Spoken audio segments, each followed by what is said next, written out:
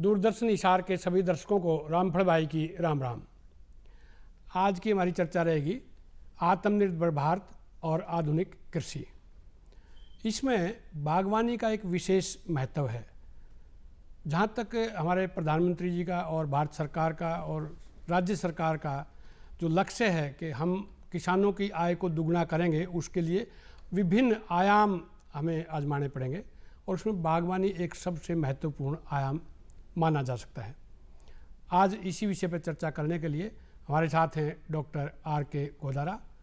आप प्राध्यापक रहे हैं चौधरी चरण सिंह हरियाणा कृषि विश्वविद्यालय हिसार में और associate dean college of agriculture भी रहे। डॉक्टर गोदारा साहब, आपसे जानकारी चाहेंगे कि जो बागवानी है उसका क्षेत्र भी बढ़ता जा रहा है और कुछ रुझान भी बढ़ता जा रहा है। क्या ये किसान की आय दुगनी करने में या किसान को आत्मनिर्भर करने के लिए काफ़ी इसके ऊपर निर्भर करते हैं, तो कामयाब होंगे हम? रामफल भाई, प्रधानमंत्री ने जो भी योजनाएं चलाई हैं बहुत लाभकारी चलाई हैं। वो विशेषकर जो बागवानी के लिए पहले जो गवर्नमेंट ऑफ इंडिया ने हॉर्टिकल्चर मिशन चलाया था, उसके बाद उसका नाम बदलकर मिशन इंटीग्रेटेड डेवलपमेंट हॉर्टिकल्चर बदल दिया और इसके फ़ायदे इतने ज़्यादा रहे कि किसानों का रुझान बागवानी में काफ़ी बड़ा है। क्योंकि इसमें जो हरियाणा सरकार है और वो किसानों को अपने जो पौधे खरीदने हैं उसके लिए काफ़ी सहायता दे रही है, तो उससे किसान काफ़ी उत्साहित हैं और काफ़ी बागों का एरिया बढ़ रहा है।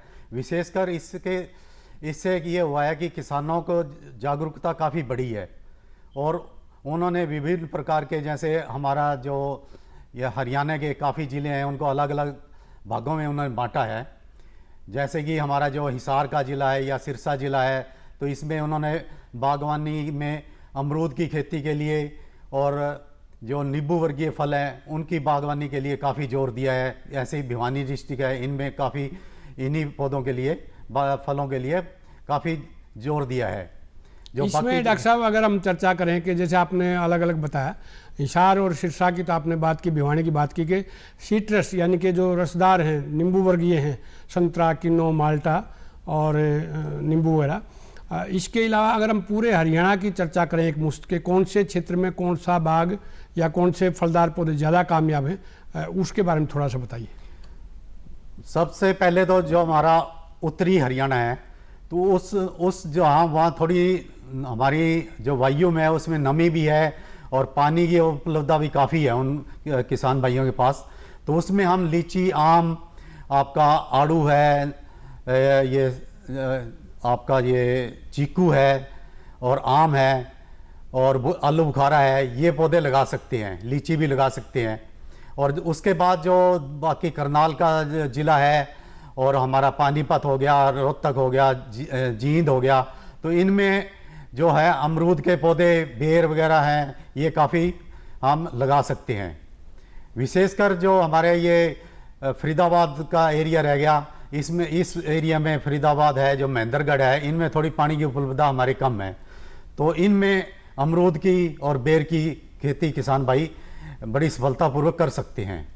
यानी कि अलग अलग क्षेत्रों के हिसाब से हमें फलदार पौधों का चुनाव करना चाहिए ताकि अच्छी पैदावार हम उससे ले सकें। आप खुद एक अच्छे किसान हैं, बागवानी वाले किसान भी हैं और कृषि में PhD करके और मेरे ख्याल से 30-35 साल सेवा का मौका दिया आपने विश्वविद्यालय को। अपने अनुभव से इन 30-35 सालों का अगर आपसे चर्चा करना चाहें, कितना बदलाव आया है बागवानी के क्षेत्र में? बागवानी के क्षेत्र में बहुत बड़ा बदलाव आया है। पहले तो जो हरियाणा में एरिया लगभग 1000 हेक्टेयर के आसपास था, जो बढ़कर अब लगभग कम से कम 15-20 हज़ार हेक्टेयर के आसपास पहुंच गया है। और विशेषकर जो हमारा सिरसा और डिस्ट्रिक्ट है, फतेहाबाद है, हिसार है, इस एरिया में खासकर जो नींबू वर्गीय फल है और अमरूद के बारे में किसानों का काफ़ी रुझान बढ़ा है। और एक जो नींबू वर्गीय फल होते हैं, इन जिलों में पानी की उपलब्धता भी, जो नहरी पानी है उसकी काफ़ी अच्छी है। तो जो नींबू वर्गीय फल हैं वो ट्यूबवेल के पानी से नहीं हो सकते, नहर का पानी की आवश्यकता होती है। खारा पानी होगा तो वो पौधे नहीं चल पाते। लेकिन अमरूद एक ऐसी फसल है जो सभी प्रकार के पानी में हो सकती है। तो इसलिए इस एरिया में जो नींबू वर्गीय फलों का रुझान है, किन्नों का, खासकर माल्टा है, मौसम्बी है, इनका काफ़ी एरिया बढ़ा है और किसान अच्छी आमदनी ले रहे हैं। इसमें डॉक्टर साहब जो आंवला है उसकी भी काफ़ी मार्केटिंग की बात करेंगे बाद में, लेकिन मार्केट में थोड़ा सा ठीक रेट मिल जाते हैं आजकल। किस क्षेत्र में आंवला लगाना चाहिए हमें? आंवला का जो क्षेत्र है, जहाँ शुष्क क्षेत्र है, जो हमारे भिवानी का एरिया रह गया, जो महेंद्रगढ़ का है, रेवाड़ी का है, फरीदाबाद है, गुड़गांव का है, उस एरिया के लिए ज़्यादा बेटर रहेगा। इसमें आंवला में सबसे बड़ी दिक्कत एक आती है कि हमारे जो मौसम है, कई बार ये होता है कि 4-5 साल में पाला काफ़ी गिर जाता है, तो उसमें ये थोड़ा सहनशील ज़्यादा है क्योंकि जो ये आंवला का जो इसकी उत्पत्ति, जो हमारी जो पौधे आते हैं जो है, वो हमारे प्रतापगढ़ जो यूपी का एरिया है, तो वहाँ इतना पाला ज़्यादा नहीं पड़ता, तो वहाँ ज़्यादा कामयाब है। जितनी भी किस्में निकली हैं, नरेंद्र आंवला 7 है, नरेंद्र आंवला 10 है, सारी वहीं से निकली हुई हैं। और इसलिए पहले किसान भाइयों ने हिसार जिले में, इनमें भिवानी में काफ़ी बाग लगाए थे, लेकिन एक वर्ष ऐसा आया कि उस साल पाला काफ़ी पड़ा और सारे बाग एकदम सूख गए, तो उसके बाद किसानों का रुझान इससे हट गया और एक इसकी जो मार्केट थी वो बहुत कम मिली फार्मर को। तो उसके बाद फिर किसानों का रुझान अमरूद की तरफ और किन्नों की तरफ ज़्यादा बढ़ा है।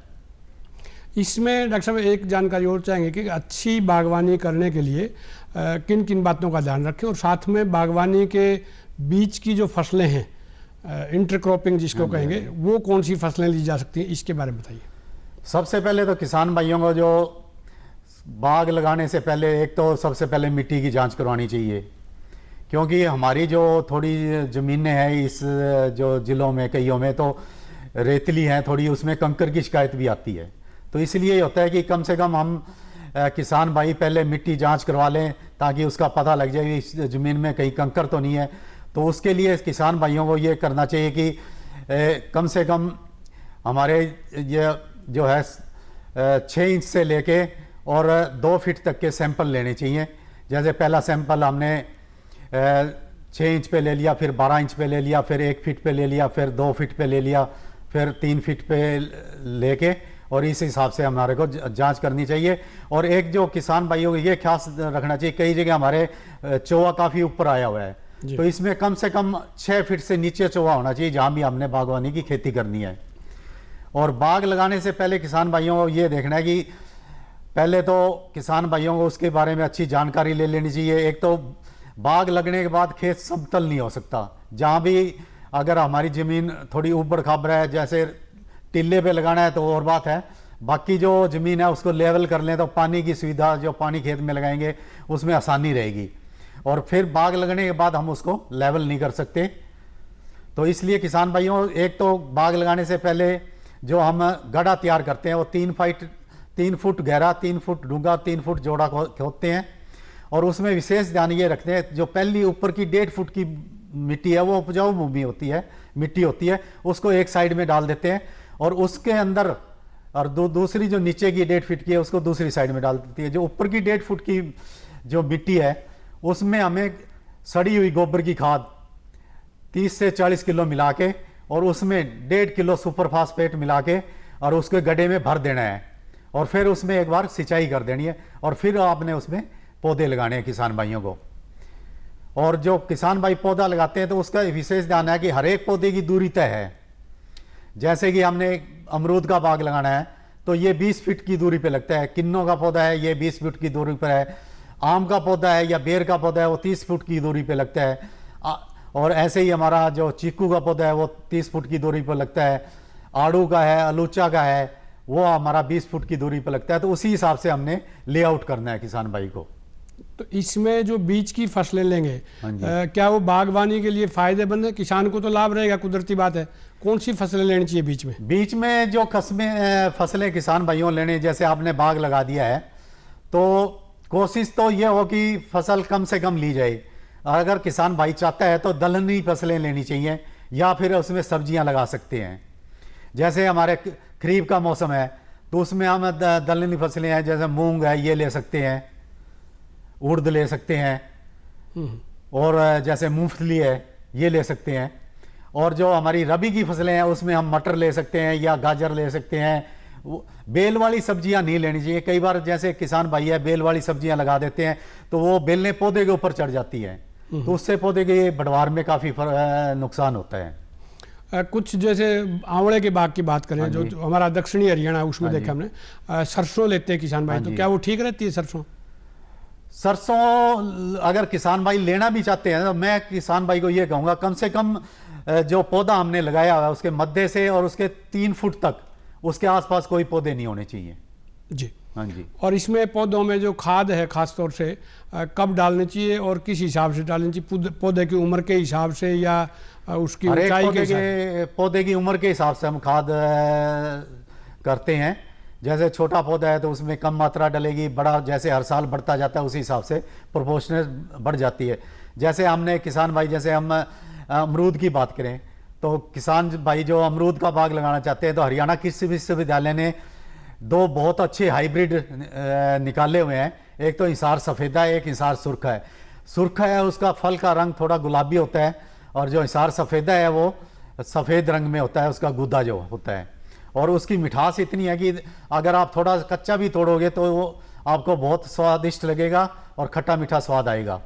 तो जैसे अमरूद का बाग लगाना है आपने किसान भाई ने, मान लो आपने एक तो किसान भाई जो पौधा लेना चाहते हैं वो रजिस्टर्ड नर्सरी से लें, सरकारी नर्सरी से उपलब्ध लें, या हरियाणा गवर्नमेंट की नर्सरी हैं या हरियाणा गवर्नमेंट ने जितनी नर्सरी रजिस्टर करके अप्रूव कर रखी है उन्हीं से लेने चाहिए। ये दूसरे कोई बाहर से आते हैं गांव में, कई बार किसानों को पौधे बेच के चले जाते हैं, क्योंकि फलदार पौधा है वो कम से कम 4 साल बाद जाके आपको फल देगा। तो 4 साल बाद आपको ना तो जो बंदा आपको बेच के गया है उसका पता होगा कहाँ से बेच गया, रजिस्टर्ड नर्सरी है उसका बिल, पक्का बिल लें अवश्य। कल को आपको पौधा खराब निकलता है तो आप उस पर क्लेम भी डाल सकते हैं। तो इसके लिए हिसार सफ़ेदा की किस्म है। जैसे अमरूद हमने पौधा लगाया है तो अमरूद पौधा एक तो जो अब हम पौधा किसान भाई लेके आता है तो उसको गाची के साथ लेके आना है। आजकल तो जैसे पहले तो हम मिट्टी में ज़मीन में पौधे तैयार करते थे, आजकल हम लिफाफों में पौधे तैयार करने लग गए हैं। तो लिफाफों में जो पौधे तैयार होते हैं उनका लगाने में थोड़ी आसानी रहती है। एक तो जैसे मैंने पहले बताया था भी, आपने गमला तैयार करके उसमें पानी लगा के खाद वगैरह डाल के गोबर की तैयार कर दिया है, तो जितनी पौधे की गमले की गाची है उतना ही गड्ढा खोदना है। ज़्यादा जैसे कस्सी से टप्पा नहीं करना, जो चूहा रंबा होता है खुरपी टाइप, उतना ही गड्ढा तैयार करना है।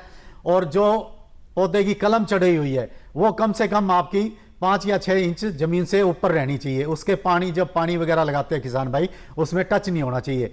अगर पानी टच होगा तो कई बार उसमें फफूंद लग के पौधा मरने का डर रहता है। तो जब हम पौधा लगा दिया तो उसके बाद 1 साल तक हमने पौधे में कोई खाद पानी की हमारे को आवश्यकता नहीं थी। खासकर ये होता है कि जैसे जो छोटे पौधे होते हैं, जैसे हम एक छोटे बच्चे को पालते हैं घर में, उसी प्रकार बाग के जो पौधे होते हैं उसी को पालना पड़ता है।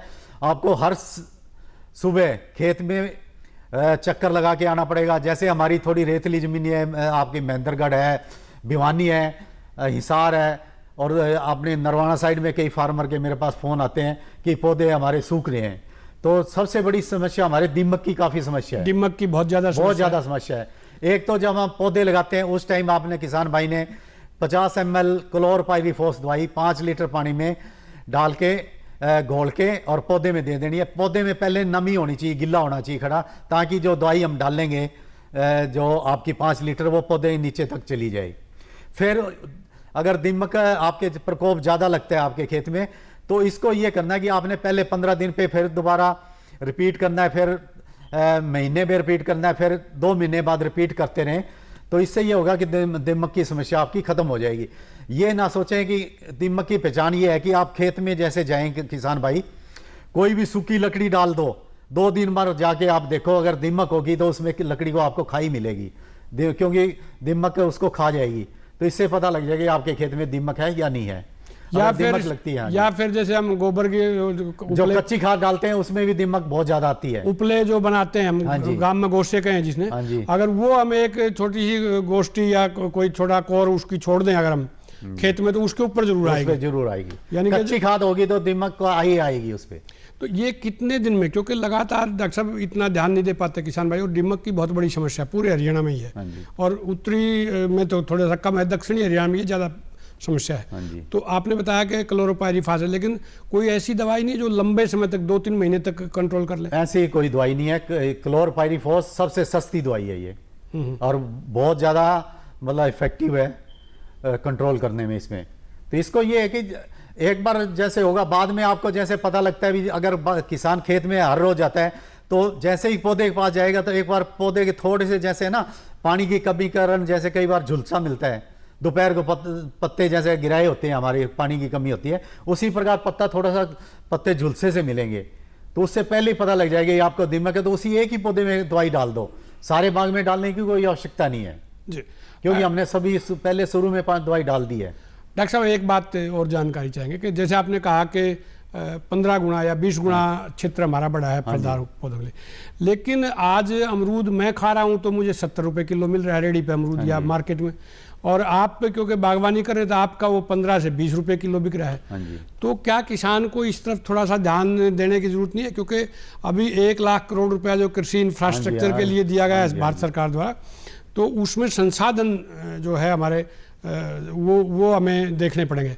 किसान क्या लाभ उठा सकता है इस तरह? अब जैसे धीरे धीरे जैसे एरिया बढ़ता जा रहा है, प्रोडक्शन बढ़ती जा रही है, मार्केट हमारी ज़्यादा इतने बड़े सिटी नहीं है, क्योंकि किसान के पास इतने संसाधन नहीं है। जैसे मान लो यहाँ से अमरूद पैक करके दिल्ली बेच के आए तो उसका जो ट्रांसपोर्टेशन का खर्चा है वो बहुत ज़्यादा बढ़ जाता है। या तो किसान भाई 10-15 किसान भाई आपस में मिलके समूह बना लें, अब 1 ट्रक लोड करके आप दिल्ली भेज दिया, अपने मतलब कैरेट भेज दिए, उन पे मार्का लगा दिया भी ये मेरा है, उसके पास वहाँ जाके बिक जाएगा। जैसे हमारे ये साड़वा के फार्मर है जो स्ट्रॉबेरी की खेती करते हैं, तो इन्होंने समूह बनाए हुए हैं, तो वो अपनी स्ट्रॉबेरी एक कैंटर में लद के भेज देते हैं, उसके जो ड्राइवर होता है वो वहाँ जाके उतार देता है आड़ती के पास, वो जाके महीने में जाके 15 दिन में अपनी पेमेंट कलेक्ट कर लेता है। तो उससे अपने संसाधन भी बचते हैं, आदमी की मेहनत भी बचती है। तो इसी प्रकार अपने संसाधन बना सकते हैं। अब हरियाणा गवर्नमेंट ने एक स्कीम बनाई है कि कोई भी किसान भाई 25 आदमी का समूह मिलाकर कोई भी या तो जो प्रोसेसिंग प्लांट लगाना चाहता है वो लगा सकता है, या आपका ग्रेडिंग हाउस बना सकता है, तो उसके किसान मिल के काफ़ी फ़ायदा उठा सकते हैं किसान भाई। और ऐसा ही कुछ एलनाबाद के किसान भाई है मेरे जानकारी में आया, वो मिल के उन्होंने एक समूह बनाया और वहाँ भी जल्दी से प्रोसेसिंग प्लांट लगने भी जा रहा है। यानी कि अगर हम अकेले चलने की बजाय अगर समूह में काम करेंगे और 10-15 किसान भाई इकट्ठे होकर अगर काम करें, जैसे हाँसी में गोभी का है, हाँ जी, बहुत दूर तक जाती है हाँसी की गोभी, हाँ, पूरे पहले कलकत्ता तक जाती थी ये। हाँ, तो इसी तरह से समूह बना के थोड़ा सा, और ये जो बिक्री की व्यवस्था है, क्योंकि उगा रहा है उसको लाभ कम मिल रहा है, जो बेच रहा है बीच का जो आदमी बिचौलिया है, ट्रेडर है, उसको लाभ ज़्यादा मिल रहा है। तो वो लाभ भी हम खुद किसान लें, इसके लिए क्या किया जा सकता है बताइए? इसके लिए सबसे पहला तो किसान भाई बाग जो लगाते हैं, एक तो किसान भाई एकदम ज़्यादा एकड़ में नहीं लगाना चाहिए, किसान भाई को थोड़े से स्टार्ट करना चाहिए। जैसे मान लो किसान भाई सोच रहा है कि मैंने 6 एकड़ में लगाना है, तो पहले 2 एकड़ से स्टार्ट करे वो। 2 एकड़ से स्टार्ट करके मतलब उसका जो 2 एकड़ है वो आपका चल पड़ा है, मतलब 2 साल बाद फिर आपने 2 एकड़ बढ़ा ले, फिर बढ़ा ले। और एक किसान भाई को ये ध्यान रखना होगा कि एक ही चीज़ का बाग ना लगाएं। जैसे आपने मान लो आपके पास 10 एकड़ किसान भाई के पास ज़मीन है या 5 एकड़ है, 5 एकड़ वाला एक एकड़ से स्टार्ट कर दे। मान लो आपने 10 एकड़ का किसान है, तो 10 एकड़ वाला किसान है कि 4 एकड़ में अमरूद लगा ले, 2 एकड़ में किन्नू लगा ले, 2 एकड़ में आप ये आलू बुखारा लगा सकते हो, या आप बेर लगा सकते हैं, आड़ू लगा सकते हैं, बेर लगा सकते हैं। यानी कि ये भी ध्यान रखना पड़ेगा, जैसे हमारी रबी और खरीफ की फसलें अलग अलग मौसम में हैं तो उससे आमदनी मिलती रहती है। इसी तरह से जो अलग अलग समय में पकने वाले, जैसे बेर है वो सर्दियों में पकेगा, जो फरवरी और मार्च में पकेगा, और संतरा किन्नू जो है ना अक्टूबर नवंबर में। तो उस हिसाब से अगर हम देखें पूरा साल आमदनी ले सकें बागवानी से, उस तरह से फसलों का या किस्मों का चुनाव, फसलों का चुनाव, और उसमें खास बात ये देखना है कि हम बिक्री की व्यवस्था पे पूरी तरह से ध्यान देंगे तो उससे ज़्यादा लाभ कमा पाएंगे। अब थोड़ा सा सब्जियों का जिक्र करें डॉक्टर साहब कि क्या सब्जियों का इलाका भी बड़ा हमारा?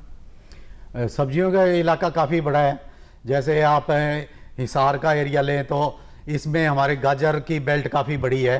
ये हाँसी, ये हिसार और बरवाड़ा रोड पे ये बैबलपुर गांव है, इसके 8-10 गांव हैं। इनमें काफ़ी गाजर का एरिया बड़ा है, गोभी का एरिया काफ़ी बड़ा है, आपका ये जो दूसरी सब्जियां हैं, मिर्च का एरिया काफ़ी बड़ा है।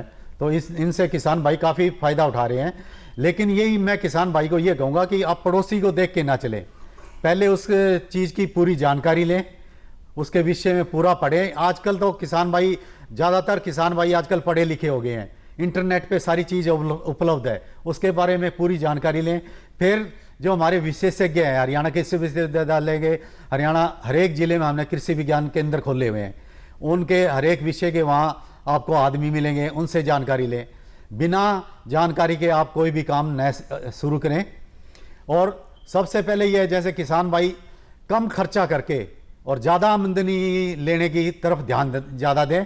ये नहीं है कि किसान भाई कई बार सोचते हैं दवाइयों की ज़रूरत नहीं होती खेती में, जैसे बागों में विशेषकर हमने ध्यान दिया। मेरे पास काफ़ी किसान भाइयों के फ़ोन आते हैं, जैसे अमरूद का है, अमरूद में एक फल मक्खी के सिवा कोई बीमारी नहीं आती है, और फिर भी किसान उसमें 4-5 स्प्रे कर देते हैं। तो फल मक्खी के लिए किसान भाइयों को एक फेरोमोन ट्रैप्स आते हैं, जिसमें एक मिथाइल इग्नोल एक सेंट वाली दवाई होती है, फेरोमोन, वो यूज होती है, प्रयोग में आती है। उस दवाई का किसान भाई खुद भी अपनी तैयार कर सकते हैं, और ये मार्केट में ऑनलाइन आप मंगवा सकते हैं किसान भाई। इसकी एक आधा लीटर की बोतल है जो लगभग आपकी 6,000 के आसपास आती है, और उससे आपके काफ़ी डब्बे तैयार हो सकते हैं। वैसे किसान भाई अगर बाज़ार से डब्बा जो खरीदता है 1 80 या 90 रुपए का पड़ता है, और उसका ये अपनी खाली कैंपा कोला की बोतल होती है, उनमें किसान भाई आसानी से उसको तैयार कर सकते हैं। तैयार करने का उसका आसान तरीका है कि इसमें 2 भाग आपने मेलाथियोन दवाई लेनी होती है, 4 भाग आपने मिथाइल इग्नोल लेनी होती है, और जो 6 भाग है वो जो अल्कोहल होती है वो लेनी होती है। यानी कि आपने 20 ग्राम मेलाथियोन लेनी है, 40 ml जो मिलीग्राम जो लेनी है हमने मिथाइल इग्नोल लेनी है, और 60 ml आपने अल्कोहल लेनी है। उनको तीनों को मिला के और घोल में, और उसका जो आपने तैयार करना है, या तो लकड़ी के छोटे गुटके बना लें, उनको उसमें भिगो के रख दें 1 रात के लिए डब्बे में बंद करके, या फिर आमतौर पर घरों में हमारे जो अपन पिजामा वगैरह में, सलवार में जो सूती नाले डालते हैं, उसकी छोटी छोटी, जैसे पहले लालटेन में बत्तियां डालते थे, बत्तियां ले आए और उसकी 4-4 उंगल की बत्ती काट लें, और उनको आगे से धागे से जो सिरे हैं उनको बांध दें आप, और फिर उनको एक छोटे से डब्बे के अंदर वो दवाई डाल के उसमें भिगो के 24 घंटे के लिए रख दें, और फिर सुबह उसको निकाल के जो एल्युमिनियम फॉइल आती है, जिसमें आजकल हम बच्चों को खाना रोटी वगैरह पैक करते हैं, उसमें लपेट के ऊपर से 3 भाग तीनों साइड से लपेटते हैं और एक साइड से खुला छोड़ दें। और फिर जो हमारी बॉटल आती है जो, उसके अंदर हम उसमें जो कैंपा कोला की बॉटल है या कोई छोटे डब्बे हैं ट्रांसपेरेंट है, उसमें छेद निकाल के चारों तरफ ऊपर की साइड में, और उसके अंदर लगा देते हैं। और 1 एकड़ में अमरूद के बाग है तो उसमें 10 या 12 डब्बे समान दूरी पे हम उसमें लगा देते हैं। इससे क्या होगा कि जो फल मक्खी है उसके नर जो मक्खी होती है वो हमारी जो सुनहरी रंग की होती है, तो वो उस जो सेंट हमने उसमें डाला है, जो फेरोमोन है, उसकी तरफ आकर्षित होगी। वो जो उसमें से जो सेंट निकलता है वो नर मादा के अंदर से निकलता है। वो सोचता है कि इसके अंदर डब्बे के अंदर नर मादा मक्खी है, तो उसकी तरफ आएगा, उसके अंदर आके जो, क्योंकि हमने मेलाथियोन दवाई डाली हुई है, वो डब्बे के अंदर बंद हो जाएगा। तो इससे कि फल मक्खियों की पॉपुलेशन काफ़ी कम हो जाएगी। अगर लगातार किसान भाई 3-4 साल ये प्रयोग करते हैं तो उससे आपकी फल मक्खी काफ़ी ख़त्म हो जाएगी। डॉक्टर साहब एक बात बताइए कि जो पॉली हाउस है, जो आजकल एक नया सब्जियों को बगैर मौसम की सब्जियां जिसको कहेंगे, क्या उसमें किसान लाभ उठा सकते हैं? पॉली हाउस में किसान भाई काफ़ी लाभ उठा रहे हैं। ऑलमोस्ट अब तो हर एक प्रत्येक गांव में एक पॉली हाउस बन चुका है, नेट हाउस बन चुका है। और इनमें पॉली हाउस में जो बेमौसम का ज़्यादातर किसान जो खेती कर रहे हैं, वो एक तो इसकी खीरे की कर रहे हैं। खीरे की आमदनी का काफ़ी है और उनको भाव भी काफ़ी अच्छा मिल रहा है।